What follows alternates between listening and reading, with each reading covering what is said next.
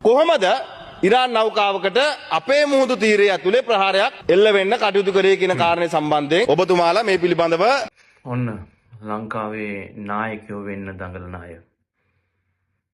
ලංකාවේ භෞමික ජල සීමාව පිළිබඳවත් නොදන්න අය. ඒ කියන්නේ ලංකාවේ water borders, territorial waters පිළිබඳවත් දන්නේ නැතුව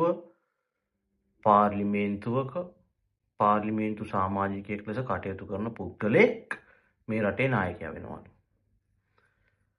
නාමල් මෙහෙමයි.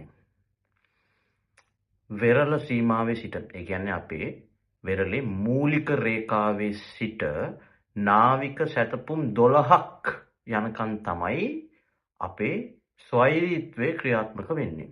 අපේ ස්වෛරීභාවය ක්‍රියාත්මක වෙන්නේ නාවික සැතපුම් 12ක් තුල පමණයි.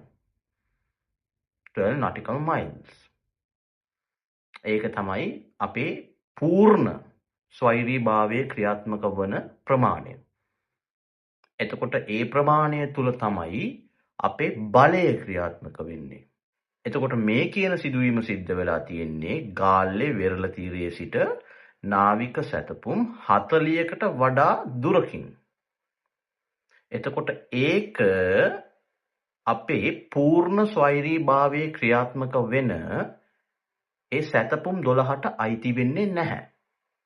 අපේ නාවික හමුදාවටවත් අපේ එයාර් ෆෝස් එකටවත් ඒකට විරුද්ධව ක්‍රියාත්මක වෙන්න බෑ. ඕනෑම ජාත්‍යන්තර නෞකාවකට, සබ්මැරින් එකකට මෙයින් ඔබට ගමනාගමනය යෙදෙන්න පුළුවන්. ඒක නවත්වන්න කාටවත් බෑ. එතකොට ඒක අපේ පූර්ණ ස්වෛරීභාවයේ ක්‍රියාත්මක වෙන ඒ බල ප්‍රදේශයෙන් පිටත සිද්ධ වුණාට ඒක වෙලා තියෙන්නේ අපේ සුවිශේෂී ආර්ථික කලාපය තුල. ඒ කියන්නේ ලංකාවට අයිති එක්ස්ක්ලූසිව් ඉකොනොමික් zone එක තුල තමයි ඔය කියන ප්‍රහාරය ක්‍රියාත්මක වෙලා තියෙන්නේ. එතකොට ඔය සුවිශේෂී ආර්ථික කලාපය වෙන්නේ වෙරළ තීරයේ සිට නාවික සැතපුම් 200ක පමණ ප්‍රමාණයක්. ඉතින් ඒ සැතපුම් 12න් අපේ පූර්ණ බලය, අපේ පූර්ණ ස්වෛරීභාවය ක්‍රියාත්මක වෙන්නේ නාවික සැතපුම් 12ක් තුල පමණයි. ආර්ථික කලාපයේදී අපිට අයිති වෙන්නේ ඒ කලාපයේ තිබෙන සීෆුඩ්, මාළු සහ වෙනත් අපිට ගන්න පුළුවන් දේවල්. ඒ කියන්නේ අපේ ආර්ථිකය උදෙසා පාවිච්චි කළ හැකි දේවල් තමයි ඊට අදාළ වෙන්නේ.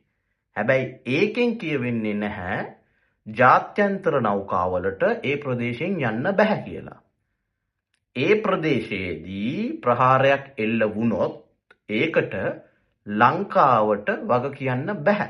අපේ නේවි එකට ඒකට රෙස්පොන්ඩ් කරන්න බෑ. අපිට ගිහිල්ලා බේර ගන්න පුළුවන්. ඒක සිද්ධ වුණා. ඒ දේ හරියට වෙලා තියෙනවා. කවුරුණත් බේර ගන්න ඕන. ඉතින් ඔන්න ඔය දේවත් නොදැනද ඔය කතා කරන්නේ. කොහොමත් ලංකාවේ අපි අපේ මේ සුවිශේෂී ආර්ථික කලාපය නිසි ලෙස භාවිතා කරන්නේ නැහැ. මොකද අපේ භූමි ප්‍රදේශය වෙන්නේ වර්ග අඩි 65000ක පමණ ප්‍රමාණයක්. අපේ සුවිශේෂී ආර්ථික කලාපය, ඒ කියන්නේ අපේ මුහුදු කලාපය වෙන්නේ වර්ග අඩි 532000ටත් එහා. ඉතින් එතනින් අපි කිසිම බෙනිෆිට් එකක් තාම මේ වෙනකොටවත් හරියට අරන් නැහැ. ගන්නෙ කොහොමද? මේ වගේ අය ඒකවත් දන්නේ නැහැනේ.